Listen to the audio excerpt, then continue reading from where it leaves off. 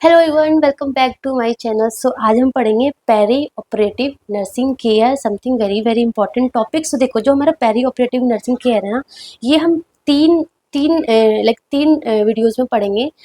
First हम peri operative nursing care पूरा पढ़ेंगे, सेकंड में हम पूरा एनेस्थीसिया से रिलेटेड पढ़ेंगे क्योंकि एनेस्थीसिया भी हमारा पेरी ऑपरेटिव नर्सिंग केयर में ही आता है। एंड थर्ड हम इसके ओटी इंस्ट्रूमेंट पढ़ेंगे, ठीक है ना। ओटी इंस्ट्रूमेंट से भी क्वेश्चन एक आता ही आता है। सो ये हमारा 3 पार्ट में होने वाला है, ठीक है। So today is class 25 of fundamental of nursing important series. So before starting the class, मैं आपको ये बताना चाहती हूँ कि I can't do it, जो T है ना, I can't, ये T वर्ड अपने लाइफ से हटा दो। I can't कांट हो ही नहीं सकता, आई कैन डू इट। यार सब कर सकते तो तुम क्यों नहीं कर सकते हो? तुम भी वही इंसान हो जो सब लोग हैं, ठीक है। तो तुम भी कर सकते हो। Just think like that and आप स्टिक रहो, पॉजिटिव रहो, मोटिवेटेड रहो और हार्ड वर्क करते रहो। ऐसे नहीं बस मोटिवेटेड रह लिए, पॉजिटिव रह लिए हो जाएगा, ऐसा भी नहीं होता। हार्ड वर्क करना ही होगा, हार्ड वर्क करना ही होगा क्योंकि बहुत लोग हैं, सब पढ़ रहे हैं, तो उनका ही सिलेक्शन होगा जो बहुत ज़्यादा हार्ड वर्क करे। तो आपको भी हार्ड वर्क करना ही होगा। Okay, so let's start with the topic. So peri operative nursing care. So peri मतलब पेरी में क्या क्या इंक्लूड होता है? First of all pre, intra and post. मतलब पेरी ऑपरेटिव नर्सिंग केयर में क्या क्या इंक्लूड होगा? प्री ऑपरेटिव नर्सिंग केयर, ठीक है, मतलब सर्जरी से पहले, इंट्रा मतलब ड्यूरिंग सर्जरी एंड पोस्ट मतलब आफ्टर सर्जरी। सो ये तीनों पार्ट कहाँ इंक्लूड होता है? पेरी ऑपरेटिव नर्सिंग केयर में। Very important. So the question is कि प्री ऑपरेटिव फेज कब से कब तक बोलते हैं? सो प्री ऑपरेटिव फेज होता है कि जब सर्जन बोलता है कि यस इसको सर्जरी होगी, लाइक लेट्स सपोज इस पेशेंट की मेस्टेक्टोमी होगी, तो जैसे ही डिसाइड होता है, फ्रॉम डिसाइडिंग टिल पेशेंट जो ओटी में हम शिफ्ट करते हैं, टिल दैट पीरियड जो क्या होता है? Pre operative phase. ऑपरेशन से पहले पहले, मतलब ऑपरेशन थिएटर में भेजने से पहले पहले जो फेस होगा that is pre operative phase. Begin when surgery decide and ends when patient transfer to OT. Intra operative क्या होगा? इंट्रा ऑपरेटिव मतलब कि जब पेशेंट ओटी में आ गया है ना, प्री खत्म हो गया, पेशेंट ओटी में आ गया, पेशेंट ओटी में आ गया टिल ऑपरेशन हुआ, देन पेशेंट को ओटी से लीव करेंगे, पेशेंट को ओटी से लाइक जब हम रिकवरी रूम में शिफ्ट करेंगे। सो ये पीरियड क्या होगा? ये पीरियड होगा हमारा इंट्रा ऑपरेटिव, मतलब जितनी देर वो ओटी के अंदर रहेगा, ये पूरा पीरियड क्या कहलाएगा? Intra operative. Begins when patient arrival in OT and ends when patient living from OT, ठीक है। एंड पोस्ट ऑपरेटिव क्या होता है? पोस्ट ऑपरेटिव मतलब कि पेशेंट ओटी से निकल गया, मतलब रिकवरी रूम में निकल गया, from recovery room till patient discharge, that is the post operative period. And ये सारा फेज हम पढ़ने वाले कि सारे फेज में क्या क्या हमारा इंपॉर्टेंट काम है, क्या क्या हमें ध्यान रखना, वेरी इंपॉर्टेंट होने वाला है, ठीक है। सो फर्स्ट ऑफ ऑल हम पढ़ेंगे प्री ऑपरेटिव नर्सिंग केयर। सो प्री ऑपरेटिव नर्सिंग केयर में सबसे पहले हमारा आता है इन्फॉर्म्ड कंसेंट। कंसेंट से कितने टाइप्स के क्वेश्चंस बन सकते हैं, आप एज्यूम भी नहीं कर सकते हो, ठीक है ना। सो सबसे पहले होता है कि कोई भी पेशेंट का अगर सर्जरी डिसाइड होता है तो सबसे पहले हम पेशेंट को पूरा एक्सप्लेन करते हैं, उससे कंसेंट लेते हैं, that is called informed consent. Very important. Consent बहुत टाइप्स के होते हैं, आपको क्या ध्यान रखना है कि जब हम ऑपरेशन से पहले जो हम कंसेंट लेते हैं दैट इज इन्फॉर्म्ड कंसेंट, मतलब कि हम पेशेंट को सारा कुछ इन्फॉर्म करते हैं कि आपका ये कॉम्प्लिकेशन होने वाला है, ये बेनिफिट्स होने वाला है, ये चीज़ें होने वाली है during surgery. So that is inform, patient को सब कुछ इन्फॉर्म करें, that is called informed consent. आगे मैं बताऊंगी। सो वेरी वेरी वेरी इंपॉर्टेंट कि जो इन्फॉर्म्ड कंसेंट है ना, कंसेंट लेने की जिम्मेदारी जो है वो किसकी है? कंसेंट लेने की जिम्मेदारी डॉक्टर्स और सर्जन्स की है, हमारी नहीं है।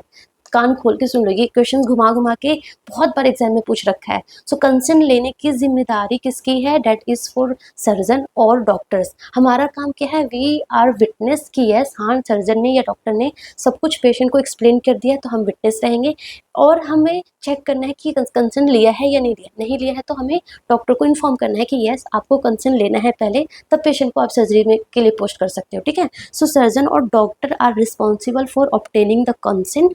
Nurses are not responsible, they only verify consent taken or not. Very very important, please mind में एक क्लैरिटी क्लियर कर लो, ये बहुत घुमा घुमा के पूछ लेते हैं लोग, गलत करके आ जाते हैं, ठीक है ना। So nurses witness and must ensure patients understood about the surgery. वो विटनेस करेगी यस डॉक्टर ने जो भी बताया है वो पेशेंट समझ पाया है कि नहीं कर पाया है। She only witness, and witness की जगह ये हमारा क्या बोलते हैं, ये हमारा है वो कंसेंट, इन्फॉर्म्ड कंसेंट जो हम पेशेंट का लेते हैं ना, सो इसमें लाइक प्रॉपर क्या सर्जरी होने वाली है, पूरा यहाँ पे हम पूरा लाइक लिखवाते हैं कि क्या कॉम्प्लिकेशन होने वाले हैं, क्या क्या लाइक बेनिफिट्स होगा, ये प्रॉपर लिखवाते हैं। देन यहाँ पे सर्जन का साइन होता है, यहाँ पे पेशेंट का साइन होता है, एंड अगर उसके कोई रिलेटिव है तो उसका भी साइन होता है, प्लस यहाँ पे हमारा साइन होता है एज अ विटनेस कि यस हमने जो भी डॉक्टर ने या सर्जन ने समझाया हमें एज अ विटनेस है कि यस समझाया है, ठीक है। सो हमारा विटनेस एज अ विटनेस हमारा साइन होता है। सो 3 लोगों का साइन होता है, एक डॉक्टर या सर्जन्स का, डॉक्टर और सर्जन्स का, सेकंड पेशेंट या फिर पेशेंट के रिलेटिव, अगर पेशेंट नहीं कर सकता है ना, लाइक 18 ईयर से कम है या फिर मेंटली रिटार्डेड है या फिर पेशेंट कोमा में है, अनकॉन्शियस है, स्ट्रोक हो रखा है तो नहीं कर सकता ना, उनके रिलेटिव करेगा, तो रिलेटिव, एंड देन थर्ड हमारा एज अ विटनेस। सो ये ध्यान रखना कि कंसेंट में कितने लोगों का साइन होता है, 3 लोगों का होता है, डॉक्टर और सर्जन, पेशेंट और रिलेटिव, और थर्ड इज नर्स, ठीक है। सो अगर देखो माइनर्स है, लेस देन 18 ईयर्स का है तो कौन देगा कंसेंट, ऑफकोर्स उनके पेरेंट देंगे या फिर लीगल गार्जियन देंगे to sign the consent. Less than 18 years के जो अगर बच्चे होते हैं ना, उनका कंसेंट वो बच्चे नहीं करते साइन, बच्चे नहीं करते, बच्चे जो करते हैं ना उसको एसेंट बोलते हैं, मतलब अगर एसेंट भी होगा ना, एसेंट कंसेंट भी होता है, एसेंट कंसेंट का मतलब होता है, हाँ ये क्वेश्चन भी एग्जाम में आ रखा है कि एसेंट किसको बोलते हैं। सो एसेंट किसको बोलते हैं, minor consent is called assent. अगर लेस देन 18 ईयर्स के बच्चों को हम उनकी लैंग्वेज में चीज़ों को समझाते हैं, उनसे भी साइन लेते हैं, so that is called assent, ठीक है ना, एसेंट। बट फिर भी उनके जो लीगल गार्जियन होता है तब भी हमें उनको समझाना होता है, उनका भी साइन लेना होता है, ठीक है ना। बट ये आपको ध्यान रखना है कि माइनर कंसेंट मतलब कि लेस देन 18 ईयर्स के लोगों का जो कंसेंट होता है उसको एसेंट बोलते हैं, ठीक है ना। बट अगर साइकियाट्रिक पेशेंट है, कोई अगर साइकियाट्रिक पेशेंट है, क्लाइंट है, तो क्या they have right to refuse the treatment, they have right to refuse for surgery, ठीक है ना, until and unless court has legally determined that they are unable to make decision, ठीक है ना, वेरी वेरी इंपॉर्टेंट। अगर exam में आ गया कि कोई एक साइकियाट्री के पेशेंट है तो क्या वो रिफ्यूज कर रहा है सर्जरी के लिए, तो क्या हम मान जाए, तो यस हमें मानना पड़ेगा अनटिल एंड अनलेस। बट अगर कोर्ट ने बोला कि नहीं वो खुद का डिसीजन नहीं ले सकता है, अगर कोर्ट ने बोल दिया है तब हम उसकी नहीं मानेंगे, उनके गार्जियन की मानेंगे। बट अगर कोर्ट ने ये नहीं प्रूफ किया है तो हमें पेशेंट की माननी पड़ेगी, अगर वो मोर देन 18 ईयर्स है तो हमें उनकी माननी पड़ेगी, वेरी वेरी इंपॉर्टेंट। ये जो मैंने पॉइंट्स लिखे ना प्लीज एकदम अच्छे से क्लियर कर लो अपने माइंड में, ठीक है ना। Then one more important thing कि जब भी हम कंसेंट लेते हैं ना तो पेशेंट को सिडेशन नहीं होना चाहिए, sedation should not administer to client before taking consent, है ना। So very very important.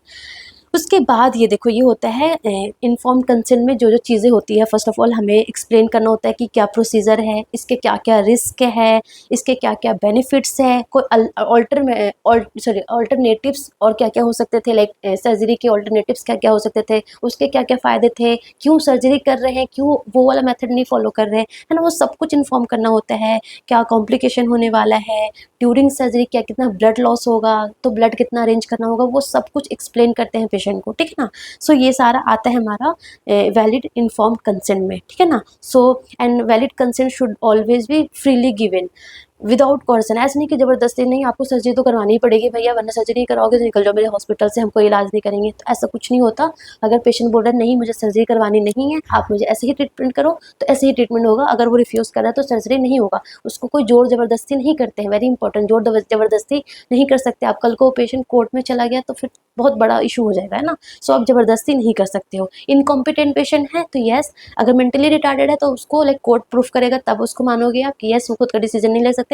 Less than 18 years का है तो उसके लीगल गार्जियन करेंगे, ठीक है ना। सो ये आपको कुछ चीज़ें कंसेंट के बारे में याद रखना है। सो कंसेंट हो गया, प्री ऑपरेटिव नर्सिंग केयर पढ़ रहे हैं हम, ठीक है ना, भूल तो नहीं गए, होश में होना। सो प्री ऑपरेटिव नर्सिंग केयर पढ़ रहे हैं हम, उसमें हमने सबसे पहले क्या पढ़ा, informed consent, that is complete. Second आता है हमारा प्री एनेस्थीसिया चेकअप, वो हमारे एनेस्थीसिया वाले करते हैं, प्रॉपर प्री एनेस्थीसिया चेकअप करते हैं कि यस पेशेंट जो है वो वैलिड है फॉर सर्जरी और नॉट, पेशेंट जो है वो पेशेंट की सर्जरी कर सकते हैं या नहीं कर सकते हैं, पेशेंट जो है कॉम्पिटेंट है कि नहीं है। सो प्री एनेस्थीसिया चेकअप होता है।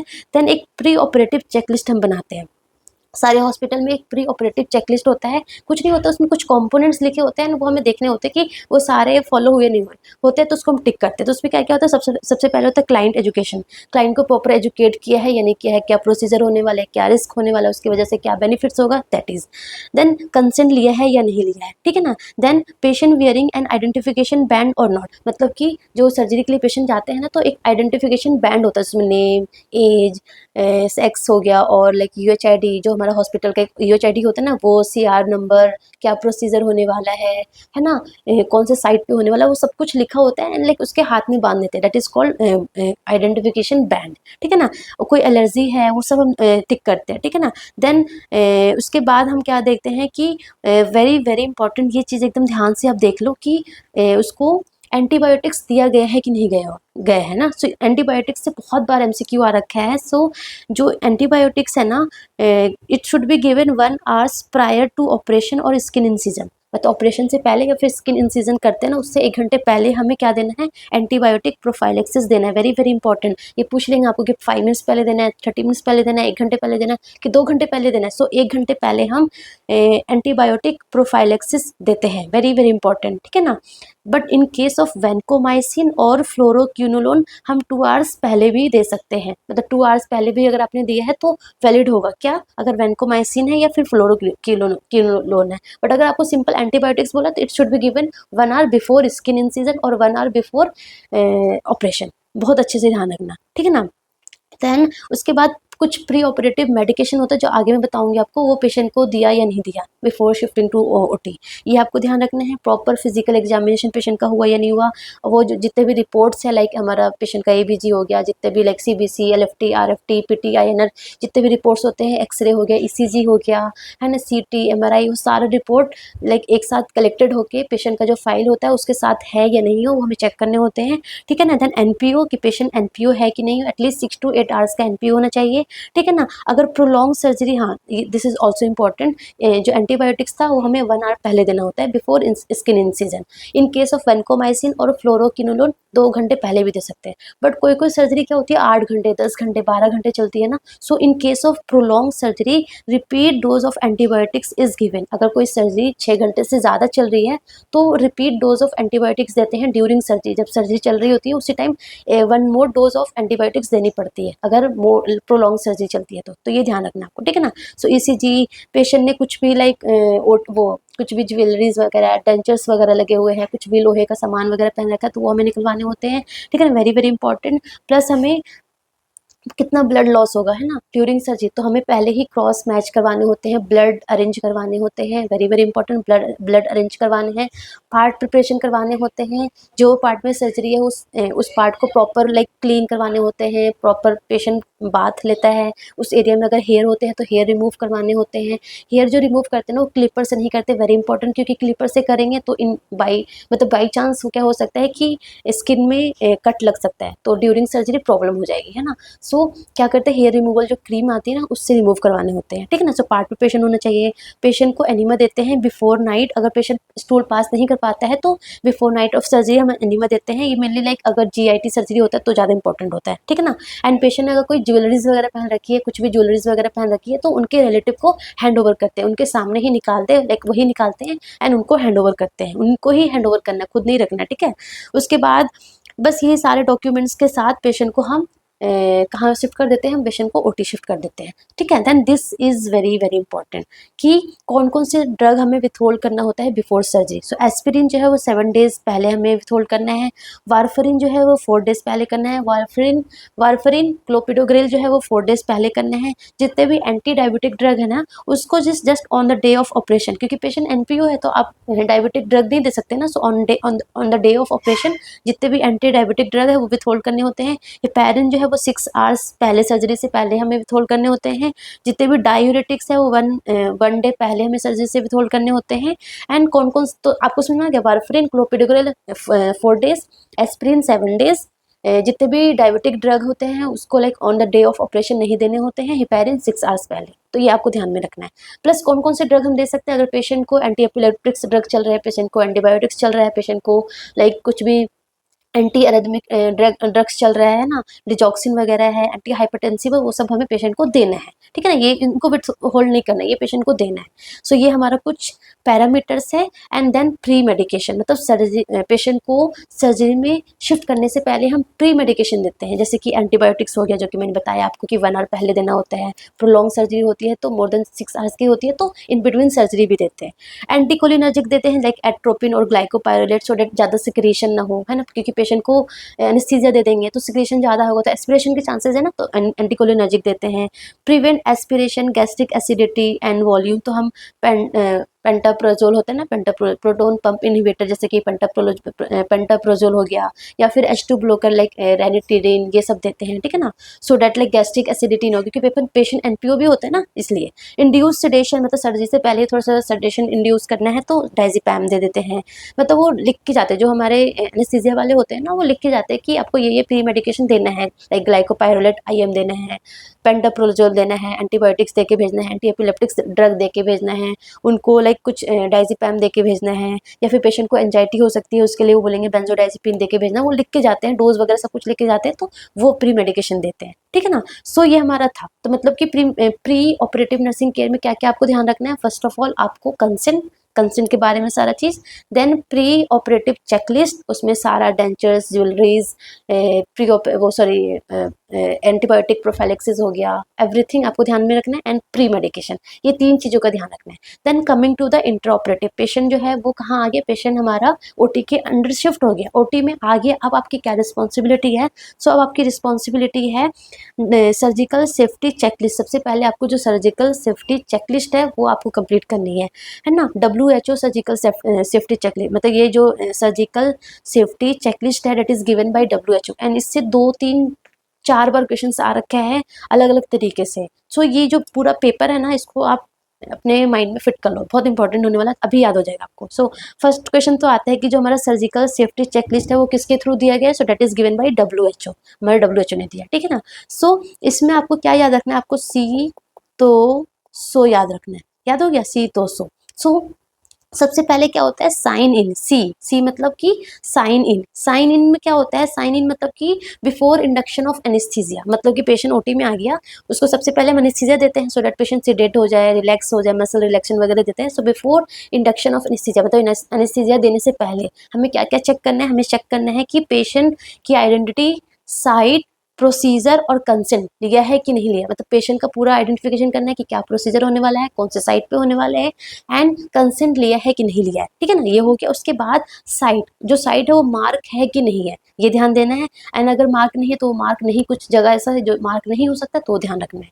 Plus anaesthesia safety check completed और नॉट, मतलब प्री एनेस्थीसिया चेकलिस्ट जो होती है ना वो कंप्लीट है कि नहीं है, उसमें लाइक उन्होंने कुछ क्वेश्चन लगा रखा है कि आपको अभी कार्डियो कंसल्टेशन करवाना है या आपको अभी नेफ्रो कंसल्टेशन करवाना है, ऐसा कुछ तो नहीं है। सो वो देखना है कि वो कंप्लीट हुई है कि नहीं हुई है। प्लस पल्स ऑक्सीमीटर लगाना है पेशेंट को, और देखना है कि लाइक प्रॉपर सैचुरेशन वगैरह आ रहा है कि नहीं आ रहा, प्रॉपर फंक्शनिंग है कि नहीं है। प्लस आपको ये देखना है कि पेशेंट को कोई एलर्जी है, पेशेंट का एयरवे डिफिकल्ट है क्या, है या नहीं है, अगर है तो वो इक्विपमेंट अवेलेबल है या नहीं है। प्लस अगर पेशेंट का ब्लड लॉस होने के चांसेस है, अगर more than 500 ml blood loss होने के चांसेस है, या फिर 7 ml पर kg इन चिल्ड्रन में अगर होने के चांसेस है, तो उतना ब्लड अरेंज है या नहीं है, ठीक है। सो क्या क्या देखना है आपको, पेशेंट पहले कंफर्म करना है, उसका साइट, प्रोसीजर, नेम, कंसेंट लिया नहीं लिया, ठीक है। देन सेकंड आपको देखना है कि वो साइट मार्क हुआ है कि नहीं हुआ है, ठीक है। थर्ड आपको देखना है कि एनेस्थीसिया चेकलिस्ट कंप्लीट हुई है कि नहीं हुई है। फोर्थ आपको पल्स ऑक्सीमीटर पेशेंट को लगाना है, फंक्शनिंग है कि नहीं है, कोई एलर्जी पेशेंट को तो नहीं है। ब्लड लॉस होगा तो अरेंज है कि नहीं है। ब्लड लॉस कितना, 500 ml, बच्चों में कितना, 7 ml पर kg, ये भी याद रखना है, ठीक है ना। सो ये हमारा साइन इन हो गया, साइन इन याद हो गया, सी याद हो गया। देन सी तो सो, TO मतलब क्या है, टाइम आउट मतलब बिफोर स्किन इंसिजन, मतलब कि एनेस्थीसिया पेशेंट को डाल दिया, अब क्या बारी आ गई, अब बारी आ गई है ऑपरेशन की। तो ऑपरेशन से पहले क्या करेंगे, ऑफ कोर्स इंसिजन लगाएंगे, तभी तो उस जो पार्ट पे जाना है वो पार्ट हमें दिखेगा। सो टाइम आउट मतलब कि बिफोर स्किन इंसिजन, यहाँ से भी हमसे क्यों आता है कि टाइम आउट का मतलब क्या होता है। सो टाइम आउट मतलब कि बिफोर स्किन इंसिजन, तो हमें क्या क्या कंफर्म करना है, सबसे पहले जितने भी टीम मेंबर्स हैं सारे कंफर्म करेंगे बाई नेम कि उनका क्या क्या रोल है, ठीक है। So confirm all team members have introduce themselves by name and role, नाम बताएगा, लाइक अपना नाम बताएगा, my name is Iram and my role is like कि as a scrub nurse. So ये ऐसे प्रॉपर रोल बताने हैं। Then surgeons, anaesthesia and professional nurse verbally confirm the patient, site, procedure, मतलब फिर से ये वेरी इंपॉर्टेंट है। एक तो हमने साइन इन में हमने साइट प्रोसीजर वगैरह कंफर्म किया था, देन अगेन हम बिफोर स्किन इंसिजन में फिर से हम कंफर्म कर रहे हैं कि पेशेंट का कौन सा पेशेंट है, पेशेंट का नाम क्या है, कौन सा साइट है एंड कौन सा प्रोसीजर होने वाला है। ठीक है, सो 2 बार कंफर्म हो गया। एंड एंटिसिपेटेड क्रिटिकल इवेंट्स, फिर से देखेंगे कि कोई क्रिटिकल इवेंट्स ड्यूरिंग सर्जरी होने वाली है, तो सर्जन क्या बताएगा कि व्हाट आर द क्रिटिकल और अनएक्सपेक्टेड स्टेप्स जो होने वाला during surgery. Like during surgery ये वाला पार्ट जो है वो बहुत क्रिटिकल होगा, जब आप लाइक आर्टरी को कट कर रहे हो, उसको जोड़ोगे, ऐसा कुछ बता देगा वो, है ना। एनेस्थीसिया टर्म्स रिव्यू, कुछ एनी लाइक कोमॉर्बिडिटीज है पेशेंट को तो ये होने वाला है, कुछ ज़्यादा ब्लड लॉस होने वाला है, सो वो लाइक एनेस्थीसिया कंफर्म करेगा। प्लस नर्सिंग टीम क्या कंफर्म करेगी कि has sterility including like indicator वगैरह, मतलब कि वो प्रॉपर सारा इंस्ट्रूमेंट अवेलेबल है या नहीं है, या कोई कमी वगैरह, प्रॉपर स्टेरिलिटी मेंटेन करी जा रही है नहीं करी जा रही है, तो वो कंफर्म करेगी। ठीक है ना।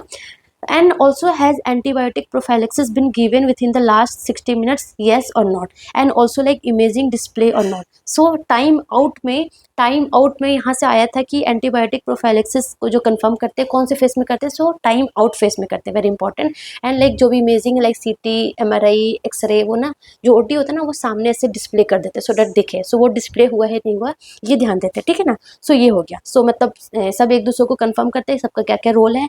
देन पेशेंट को फिर से कंफर्म करते हैं उसका साइड, उसका प्रोसीजर। देन थर्ड हम फिर से जितने भी members like surgeon, anaesthesia and जो नर्सेज है सब अपना अपना लाइक जो भी क्रिटिकल इवेंट्स हो सकता है वो बताते हैं।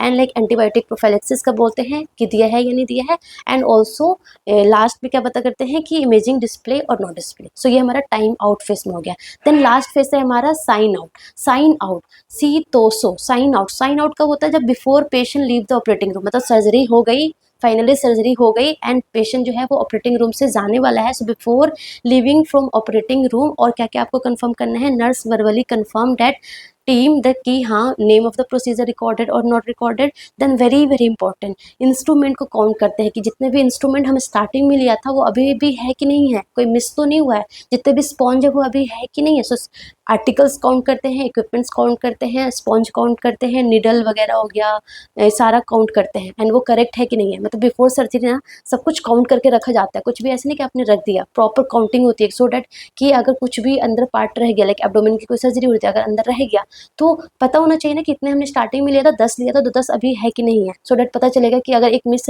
वो अंदर रह गया तो लाइक प्रॉपर पहले निकालेंगे देन क्लोज करेंगे। ठीक है, सो ये ध्यान में रखना है। हैज़ द स्पेसिमिन, जो भी स्पेसिमिन लगाया, लाइक कोई भी कुछ भी लाइक कार्सिनोमा वगैरह था तो वो स्पेसिमिन निकाला तो लेवल्ड हुआ या नहीं हुआ। Whether there are any equipment problems to be address, ये सारा देखते हैं। And surgeon, anaesthesia professional and nurse review the key concern for recovery and management of this patient. तो बेसिकली हमने इंट्रा ऑपरेटिव नर्सिंग केयर में हमने ये proper ये पूरा चेकलिस्ट पढ़ लिया। तो हमारा first of all surgical safety checklist हो गया इंट्रा ऑपरेटिव नर्सिंग केयर में। देन जो बेसिकली जो ड्यूरिंग इन द ओटी जो नर्स होती है उसको लाइक 2 टाइप्स के नर्स होते हैं, एक होता है हमारा सर्कुलेटरी नर्स, दूसरे हमारे होते हैं हमारे सर्कुलेटरी नर्स। ठीक है, scrub nurse and circulatory nurse. So आपको पता होना चाहिए कि स्क्रब नर्स का क्या काम है एंड सर्कुलेटरी नर्स का क्या काम है। यहाँ से भी एमसीक्यू आ रखा है, नॉसेट में भी आ रखा है, इसलिए मैंने ये पॉइंट यहाँ पे लिखा है। सो देखो स्क्रब नर्स का काम क्या है, स्क्रब मतलब कि प्रॉपर स्क्रब्ड होगी। स्क्रब आपने वर्ड सुना होगा ना, स्क्रब ड्रेसेज होती है, सो प्रॉपर स्क्रब्ड होगी, मतलब प्रॉपर वो स्टेराइल होगी, प्रॉपर वो लाइक गाउन, ग्लव्स, मास्क ये सब कुछ पहन रखा होगा। एंड बेसिकली जो स्टेराइल आइटम्स है ना वो हैंडल करेगी। एंड लाइक ड्यूरिंग सर्जरी जो हमारा स्टेराइल आइटम्स होते हैं जो सर्जन को पास करते हैं वो कौन करेगी, that is the scrub nurse करेगी, है ना। And assist with the actual procedure, जो प्रोसीजर्स हो रहा है उसके साथ वो असिस्ट करेगी, सर्जन के साथ असिस्ट करेगी, कौन, scrub nurse. And circulatory nurse का काम क्या है, as the name suggest circulatory, मतलब वो सर्कुलेट करेगी, मतलब कुछ भी चीज़ें जैसे कि कुछ भी चीज़ें इन बिटवीन सर्जरी कुछ इक्विपमेंट की ज़रूरत पड़ गई तो लाइक कहीं दूसरी जगह से लाना है, कोई भी ऑटोक्लेव रूम से लाना है तो वहाँ से लेके आएगी। कुछ इन बिटवीन कोई चीज़ें लाइक ब्लड अरेंज करवाने के लिए है, कुछ भी लाइक ट्रॉली इधर से उधर लानी है, सॉरी ट्रॉली नहीं मतलब कि ब्लड अरेंज करवाना हो गया या फिर पेशेंट का कोई पोजीशन इन बिटवीन चेंज करवाना हो गया है ना। सो ऐसा कुछ डॉक्यूमेंट वगैरह करना है, सो वो सब कौन करेगा, सर्कुलेटरी नर्स करेगी। So it deal with the management of unsterile activities in the operating area. ठीक है ना, लेबलिंग हो गया, ट्रांसपोर्टेशन हो गया, ये सारा में हेल्प करेगी। ठीक है ना। सो यहाँ से बहुत बार एमसीक्यू आया है, तो कुछ चीज़ें आपको ध्यान रखना है। सबसे पहले कि work directly with surgeon with the sterile field, passing the instrument, sponges and other items needed during the procedure. कौन करेगी? स्क्रब नर्स करेगी, ठीक है ना। Responsible for the sponge counts the blade and the needle and instrument check throughout the operation. मतलब मैंने बोला ना कि जैसे ही स्किन जो क्लोजर करते हैं, टाइम आउट जो हमारा सी तो सो साइन आउट जो फेस है, उसमें हम needle, articles, equipments, sponge count करते, तो वो कौन करेगी? हमारी स्क्रब नर्स करेगी, ठीक है ना। Set up the स्ट्राइल trolley, of course surgery से पहले लाइक प्रॉपर ट्रॉली सेट करते हैं, पूरा स्ट्राइल ट्रॉली सेट करते हैं, प्रॉपर मायो टेबल, उस पर पूरा स्ट्राइल ट्रॉली, वो जो भी वो स्ट्राइल जो हमारा वो होता है ना, वो क्या बोलते हैं, टॉवल वगैरह वो लगाती है, प्रॉपर सामान वगैरह निकालते हैं, प्रॉपर ग्लव्स वगैरह जो भी है ना, वो सब अरेंज कौन करेगी? हमारे स्क्रब नर्स करेगी, ठीक है ना। परफॉर्म इनिशियल स्पॉन्ज हो गया, instrument and needle count check with circulatory nurse, ये सारा काम करेगी। Assemble the drapes according to use, तो सारा ड्रेपिंग वगैरह करेगी कौन? हमारी स्क्रब नर्स। क्लिप्स हो गया, ये सारा हमारा कौन करेगा? Assemble the drapes according to use. So ना जैसे कि क्या होता है ना, सर्जरी जो करते हैं, ये प्रॉपर एरिया को ना पूरा स्टाइल का बनाना होता है, तो पूरा एरिया को स्टाइल बनाना होता है, तो क्या करते हैं? पूरा ड्रेपिंग करनी होती है, पूरा स्टाइल जो स्टाइल टॉवल होती है उससे प्रॉपर ड्रेपिंग करते हैं पूरा एरिया को स्टाइल करने के लिए, क्योंकि ड्यूरिंग सर्जरी कहीं पे भी कोई भी इंस्ट्रूमेंट टच होगा, कहीं पे भी कोई हाथ टच हो जाएगा, तो वो फिर हमारा अनस्टाइल हो जाएगा ना, तो उससे पहले वो पूरा एरिया को स्टाइल करना होता है। तो क्या कहते हैं? प्रॉपर ड्रेपिंग करते हैं, प्रॉपर कवर कर देते हैं अनस्टाइल फील्ड को स्टाइल फील्ड से। कैसे? स्टाइल हमारा टॉवल से, as you can see in the picture, sterile towel पूरा लगा दिया, सो पूरा स्टाइल मेंटेन करते हैं, दैट इज कॉल्ड ड्रेपिंग। वो कौन करता है? स्क्रब नर्स करती है, ठीक ना। Maintain sterility throughout the procedure, scrub nurse का काम है pass the instrument in a decisive and positive manner while also maintaining the patient safety, तो ये हमारा स्क्रब नर्स का काम है। Adhere and maintain sterile technique and watch for any break, ये प्रॉपर मतलब हमारे स्क्रब नर्स का काम है। सर्कुलेटरी नर्स का क्या काम है? Patient care including assessment, assisting the anaesthesia team, positioning and रिपोजिशनिंग, preparing documentation and checking the medical records of the patient, तो ये सारा किसका काम है? हमारा सर्कुलेटरी नर्स का काम है। जिपर में ये क्वेश्चन आ रखा था, इसलिए मैंने लिखा है यहाँ पे। Acts as a patient advocate ensuring that the condition in the operating room remain safe sterile, है ना, क्योंकि अब हमारे स्क्रब नर्स को कुछ चाहिए, अब उसको चाहिए तो उसको अगर वो वहाँ गई तो वो अनस्टाइल हो जाएगी ना, तो वहाँ से कौन लाके देगा? हमारी सर्कुलेटरी नर्स देगी, तो मतलब स्टेराइल फील्ड एज मतलब इन डायरेक्ट इनडायरेक्टली वे में वो भी मेंटेन करती है, ठीक है ना। Visit with patient preoperatively, verify operative permits, identify the patient and answer the question, ये सारा हो गया। Check all the equipment for proper functioning such as cot tray, machine, suction machine, light, table, ये सब कुछ functioning है कि नहीं, ये प्रॉपर इंश्योर करती है। Ensure the theater do remain closed and patient's dignity is upheld and watch out for any break in aseptic technique, like दूर से वो सब कुछ ऑब्जर्व भी करती है कि प्रॉपर लाइक डोर क्लोज है कि नहीं है, कुछ इन बिटवीन कुछ अनस्टाइल चीज़ें तो नहीं हो रही है, तो वो प्रॉपर मेंटेन करती है ना। सो ये बेसिकली काम हो गया। स्क्रब मतलब वो स्क्रब रहेगी, प्रॉपर एकदम सर्जन के साथ असिस्ट करेगी इंस्ट्रूमेंट को पास करने में, काउंट करने में। एंड जो सर्कुलेटरी नर्स है वो बाहर से कुछ भी ट्रांसपोर्टेशन हो गया, लेबलिंग हो गया, कुछ इन बिटवीन प्रोसीजर हो गया, कुछ इन बिटवीन डॉक्यूमेंटेशन हो गया, वो सब कुछ सर्कुलेटरी नर्स करेगी। तो ये चीज़ आपको एकदम ध्यान में रखना है, ठीक है ना। ये जो स्लाइड है इसको ध्यान में पढ़ लेना एक बार, एंड ये तो बहुत ही ज़्यादा इंपॉर्टेंट है, ठीक है। सो ये हमारा हो गया इंटर ऑपरेटिव में। सो हमने प्री ऑपरेटिव पढ़ लिया, हमने इंटर ऑपरेटिव पढ़ लिया, ठीक है। इंटर ऑपरेटिव में आपको दो चीज़ याद करनी है, एक तो सर्कुलेटरी और स्क्रब नर्स का काम, एंड दूसरा हमारा ये सीतोसो surgical safety checklist, that's all only for intraoperative phase. Then coming to the postoperative nursing care. So postoperative nursing care तो मैंने बता दिया, मतलब पेशेंट जो है वो ओटी से शिफ्ट करेंगे टिल डिस्चार्ज, मतलब रिकवरी रूम टिल डिस्चार्ज जो है वो पोस्ट ऑपरेटिव नर्सिंग केयर में आता है। सो सबसे पहले आता है हमारा इमीडिएट पोस्ट ऑपरेटिव स्टेज। सो इमीडिएट का बोलेंगे, immediate is first 1 to 2 hours, 1 to 4 hours होता है ना, first 4 hours is the immediate post operative stage and that is something critical phase, ठीक है ना। And intermediate post operative stage कब होगा? 4 hours to 24 hours, मतलब पूरा एक दिन, 4 hours to 24 hours is the intermediate post operative stage. And 1 to 4 days is the extended post operative stage. So I think कोई नॉर्सिट में ये वाला क्वेश्चन आ रखा था कि इमीडिएट पोस्ट ऑपरेटिव स्टेज कितने घंटे तक इंक्लूड होता है, तो इट इज 1 to 4 hours, बहुत सिंपल है, 1 to 4 hours, then 4 hours to 24 hours, then 1 to 4 days, ठीक है ना। 1 to 4 hours 4 hours two 24 hours, then 1 to 4 days। So ये सिंपल है, immediate, intermediate and extended. So basically आपको क्या क्या काम करना है पोस्ट ऑपरेटिव फेस में। सो इमीडिएट पोस्ट ऑपरेटिव फेस में आप खुद ही सोचो, इमीडिएटली पेशेंट ओटी से बाहर आया है तो रिकवरी रूम में आप क्या क्या ध्यान दोगे। फर्स्ट ऑफ ऑल आप एयरवे, ब्रीदिंग, सर्कुलेशन, पेशेंट का like gag reflex, cough reflex, level of consciousness, patient होश में आया नहीं आया है ना, पेशेंट का लाइक कहीं पे ब्लीडिंग तो नहीं हो रहा, अगर पेशेंट का वुंड ड्रेनेज है तो वुंड प्रॉपर ड्रेनेज हो रहा है या नहीं हो रहा है, यही सब ध्यान दोगे। वही सिंपल चीज़ें हैं, क्लोज मॉनिटरिंग करोगे, स्टेबलाइजेशन करोगे है ना, पेशेंट का लाइक वाइटल्स स्टेबल करना है, patent airway, breathing, circulation, loss of level of consciousness check करने हैं, प्यूपिल, गैग रिफ्लेक्स वगैरह चेक करना है, ठीक है ना।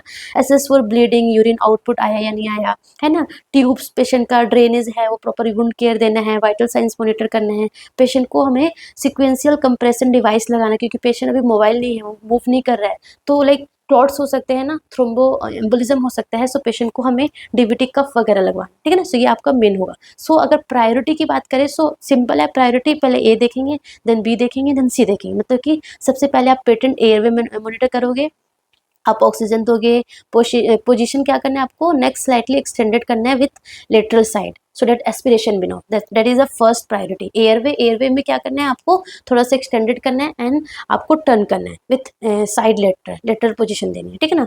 Assess all vital parameters including pulse oximeter and all is second priority. And third priority क्या है, आपको लेवल ऑफ कॉन्शियसनेस चेक करना है। जैसे ही पेशेंट रिकवरी रूम में आएगा फ्रॉम ओटी, तो आपको सबसे पहले आपको एयरवे का मैनेज करना है, देन आपको पेशेंट का सारा वाइटल साइन मॉनिटर करना है एंड उसके अकॉर्डिंग कुछ अगर इन बिटवीन लाइक बीपी एकदम कम हो गया, सैचुरेशन कम हो गया, तो वो उसी के अकॉर्डिंग मॉनिटर कर मैनेज करना है। एंड थर्ड इज आपको लेवल ऑफ कॉन्शियस चेक करना है कि पेशेंट जो है वो एनेस्थीसिया से लाइक अनरिवर्स्ड हुआ है या नहीं हुआ, ये ध्यान रखना है। Then assess for haemorrhage, bleeding, assess urine output, like patient को जो ट्यूब है वो पेटेंट है या नहीं है, प्रॉपर ड्रेनेज हो रहा है या नहीं हो रहा है ना। सो यही सिंपल चीज़ें आपको ध्यान में देना है एंड आपको कॉम्प्लिकेशन के लिए मॉनिटर करना है। अब कॉम्प्लिकेशन क्या क्या होता है वो मैं आगे दिखाऊंगी आपको, ठीक है ना। सो वुंड केयर में क्या आता है, वुंड केयर में आपको ये चीज़ें पहले याद करनी है आपको। वुंड केयर में मतलब कि ऑफकोर्स आपको वुंड का कलर, ऑर्डर, मतलब स्मेल तो नहीं आ रही है, कलर कैसे है, प्रॉपर फ्लो है या नहीं, ये बहुत ही ज़्यादा फ्लो है ना, ट्यूब इन बिटवीन लाइक ऐसे किंक तो नहीं है, तो ये सब ध्यान रखना है। सो देखो टाइप्स ऑफ वुंड ड्रेनेज कैसे कैसा होता है। फर्स्ट ऑफ ऑल हमारा होता है सेंग्यूनस ड्रेनेज। सेंग्यूनस क्या होता है, bright red colour. Bright red colour क्या बताता है, active bleeding, that is abnormal. मतलब जो पेशेंट को ट्यूब लगी हुई है उसमें एकदम ब्राइट रेड कलर ब्लड आ रहा है, इट मीन्स वो क्या इंडिकेट कर रहा है, मतलब देयर इज समथिंग ब्लीडिंग हो रहा है एंड वो ब्लड आ रहा है। सो सेंग्यूनस ड्रेनेज होता है, दैट इज ब्राइट मतलब पूरा का पूरा ब्लड होता है। सेंग्यूनस ब्लीडिंग मतलब कि ब्लड है ना। सीरो सेंग्यूनस मतलब कि थोड़ा सा इसमें सीरस भी मिक्स होगा, मतलब कि पेल होगा, रेड होगा, watery of clear and red fluid होगा।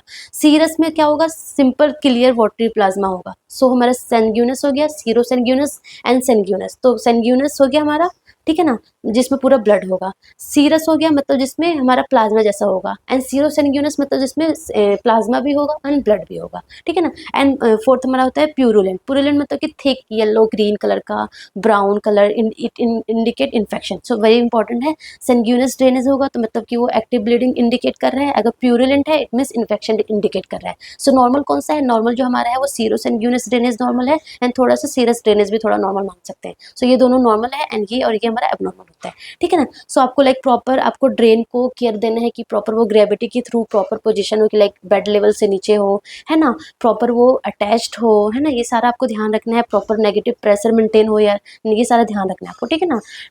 यही सारा चीज़ आपको देना है ध्यान में कि प्रॉपर एसेप्टिक टेक्निक आपको फॉलो करना है जब भी आप हैंडल करने जाओ। सो ये आपको वुंड केयर में ध्यान रखना है, ठीक है ना। सो ये हमारा हो गया कि इमीडिएट में आपको ये चीज़ें ध्यान रखनी है। इंटरमीडिएट मतलब कि इंटरमीडिएट क्या था हमारा 4 आवर्स टू 24 आवर्स, मतलब 4 आवर्स कंप्लीट हो गया। अब उसके बाद आपको पेशेंट को मेनली पोजीशन ध्यान देना कि पोजीशन हर 2 घंटे में चेंज करना है। पेशेंट को हमें deep breathing, coughing, chest physiotherapy, incentive spirometry वगैरह ध्यान करवाना है, सो डैट पेशेंट को एटिलेक्टेसिस ना हो, पेशेंट को लाइक निमोनिया ना हो, है ना। तो ये सारा आपको ध्यान रखना है। आपको लाइक दोनों चेस्ट वगैरह ऑस्कल्टेट करना है। सो बेसिकली आपको पोजीशन का ध्यान रखना है, वेरी इंपॉर्टेंट, आप देख लो, पोजीशन को ध्यान रखना है। आपको चेस्ट फिजियोथेरेपी का ध्यान रखना है, आपको स्पायरोमेट्री पेशेंट को करना है, डीप कफ एक्सरसाइज होती है ना, वो डीप कफ पेशेंट को बोलना है कि कफ करो, डीप ब्रीदिंग लो, ये हमें पेशेंट को बोलना है। पेशेंट को एज सुन एज पॉसिबल हमें एम्बुलेट करवाना है, ठीक है ना। ये सारा आपको ध्यान रखना है, ठीक है। एंड लाइक अगर ये ट्यूबिंग की पेटेंसी वगैरह हमें मेंटेन करना है, सो ये सारा आपको intermediate and post like extended postoperative phase में आपको करना है, ठीक है ना। Then this is also important 5W of post op fever. So यहाँ पे से MCQ आता है कि पोस्ट ऑफ फीवर पेशेंट को होता है ना, पोस्ट ऑफ फीवर हो जाता है। सो पोस्ट ऑफ फीवर के क्या क्या कारण है, क्या क्या रीजन है। सो आप 5W याद करो, that is wind, water, walking, wound and wonder drugs. So wind में क्या है, विंड में मतलब कि लंग्स से रिलेटेड, लंग्स से रिलेटेड क्या, एटिलेक्टेसिस हो गया या फिर न्यूमोनिया हो गया। लंग्स जो है वो कोलैप्स, जो एल्वियोली है वो कोलैप्स हो गई है या फिर न्यूमोनिया हो गया, तो उसकी वजह से पेशेंट को फीवर आ सकता है, ठीक है ना। So atelectasis is the like most common complication after operation. अब पोस्ट ऑफ फेस में जो मोस्ट कॉमन कॉम्प्लिकेशन होता है ना, दैट इज एटिलेक्टेसिस, ठीक है ना। सो ये 1 to 2 days में बेसिकली होता है, न्यूमोनिया 3 to 5 days में बेसिकली होता है। एंड वाटर मतलब UTI, पेशेंट को फॉलिस कैथेटर लगा हुआ है तो उसकी वजह से भी इन्फेक्शन हो सकता है। वॉकिंग मतलब कि DVT, deep vein thrombosis patient को हो गया है तो उसकी वजह से भी पेशेंट को फीवर आ सकता है। एंड फोर्थ वुंड, वुंड मतलब कि सर्जिकल साइट इन्फेक्शन। आपको मैंने बताया था ना how health care associated infection में कि सर्जिकल साइट इन्फेक्शन मतलब कि ड्यूरिंग सर्जरी अगर प्रॉपर एसेप्टिक टेक्निक फॉलो नहीं किया तो उसकी वजह से पेशेंट को इन्फेक्शन हो जाता है तो उसको बोलते हैं सर्जिकल साइट इन्फेक्शन, है ना। तो वो वुंड में आ गया। एंड वंडर ड्रग या फिर कोई भी फॉरेन बॉडी अंदर रह गई हो, कोई स्पॉन्ज, कोई आर्टरी फोर्सेप्स कुछ अंदर रह गई हो, उसकी वजह से भी पेशेंट को फीवर आ सकता है। एंड कोई वंडर ड्रग्स लाइक ड्यूरिंग कोई फीवर, कुछ लाइक ब्लड प्रोडक्ट्स दे दिया या कोई मेडिसिन दे दिया जिसकी वजह से भी पेशेंट को फीवर हो सकता है। सो 5W याद कर लो, विंड वाटर वॉकिंग मतलब DVT and wound and wonder drugs, ठीक है ना। ये होता है हमारा पोस्ट ऑफ फीवर के कारण, ठीक है ना। उसके बाद क्या क्या कॉम्प्लिकेशन होता है। सो फर्स्ट कॉम्प्लिकेशन हमारा होता है न्यूमोनिया। न्यूमोनिया क्या होता है, न्यूमोनिया सबको पता है, इन्फ्लेमेशन और consolidation of the lungs parenchyma, जो basically 3 to 5 days post op में ये लाइक डेवलप होता है। क्यों होता है, basically like infection, aspiration, immobility की वजह से होता है, ठीक है ना, न्यूमोनिया। दूसरा हमारा है atelectasis. Atelectasis is the most common postoperative complication, very important, याद कर लो। Most common postoperative complication क्या होता है, दैट इज एटिलेक्टेसिस। ये एग्जाम में आ रखा है। एटिलेक्टेसिस क्या होता है, it is a collapse of the alveoli. तो इसको प्रिवेंट करने के लिए आपको क्या बोलना है पेशेंट को, आपको बोलना है पेशेंट को कि आप डीप ब्रीदिंग लो, कफ एक्सरसाइज करो, आप स्पायरोमेट्री यूज करो, चेस्ट फिजियोथेरेपी आपको करना है ना। सो ये सारा आपको पेशेंट को लाइक बोलना है, ठीक है ना। बाकी आपको लाइक प्रॉपर उनका वाइटल साइन मॉनिटर करते ही रहना है, ठीक है। तो ये हमारा पोजीशन चेंज करवाना है पेशेंट को, पेशेंट का हेड एलिवेट करवा के रखना है सो दैट प्रॉपर ड्रेनेज हो, एस्पिरेशन ना हो, है ना। सो ये सारा हमारा एटिलेक्टेसिस को प्रिवेंट करने का तरीका है। देन थर्ड कॉम्प्लिकेशन हाइपोक्सीमिया हो सकता है, मतलब कि low level of oxygen in the blood, ठीक है ना।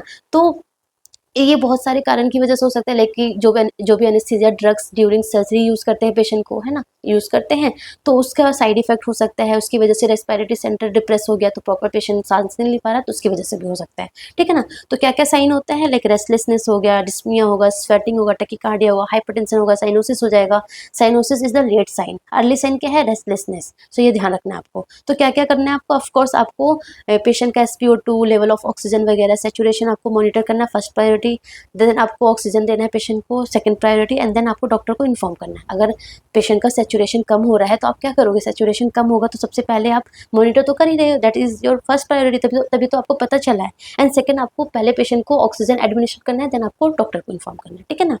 फोर्थ हमारा पल्मोनरी एम्बोलिज्म हो सकता है, पेशेंट अच्छे से मूव नहीं कर रहा है, वो जो क्लॉट है, जो डीप वेन जो हमारे लेग में जो क्लॉट होगा वो लंग्स में आ गया, उसकी वजह से पल्मोनरी एम्बोलिज्म हो सकता है, ठीक है ना। सो क्या सिम्टम्स है, सडन पेशेंट को सांस लेने में दिक्कत होगी, सडन शार्प चेस्ट पेन होगा, अपर एब्डोमिनल पेन होगा, साइनोसिस होगा, टैकीकार्डिया होगा, लो बीपी होगा। क्या आपको करना है, very very important, pulmonary embolism कभी भी पेशेंट को हो जाए तो आपको ये साइन याद करना है। एंड ये साइन अगर दिखे आपको तो your first priority action is you have to give the semi Fowler position. देखो ये मैंने फर्स्ट प्रायोरिटी सेकंड प्रायोरिटी क्यों लिखा है, क्योंकि ना एग्जाम में आपको पता है कि नॉर्सिट में प्रायोरिटी बेस्ड क्वेश्चंस आते हैं, तो वो लाइक ऐसे दे देंगे कि पेशेंट को सडन डिस्पनिया हो गया, हाइपोटेंशन हो गया, टैकीकार्डिया हो गया, तो क्या हुआ, तो आपको लाइक ऐसे लाइक पल्मोनरी एम्बोलिज्म हो सकता है। तो सबसे पहले आप क्या दोगे, सबसे पहले आप पोजीशन दोगे, सेमी फॉलोड पोजीशन दोगे, देन पेशेंट को ऑक्सीजन एडमिनिस्टर करोगे, देन आप डॉक्टर को इन्फॉर्म करोगे। डॉक्टर को इन्फॉर्म करना इज द थर्ड प्रायोरिटी, सबसे पहले position, then oxygen, then doctor को इन्फॉर्म करना है, ठीक है ना। उसके बाद हेमरेज हो सकता है, लाइक लॉस ऑफ ब्लड अगर बहुत लार्ज अमाउंट में लॉस होगा, दैट इज द हेमरेज।